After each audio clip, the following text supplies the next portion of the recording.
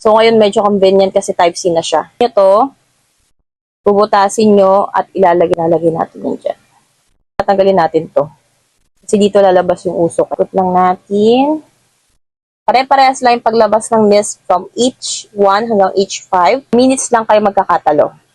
So, H6 yung tuloy-tuloy. So, hindi ko advisable yung H6 kasi mas mabilis siya maubos. So, mas ma-appreciate ng inyong mga bisita yung ganitong bango.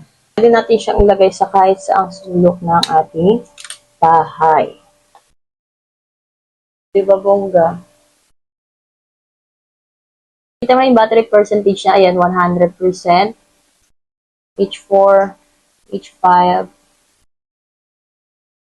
H5.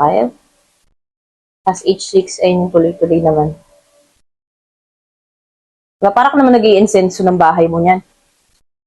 Ito naman H7. Ilaw lang siya. Changing ng colors.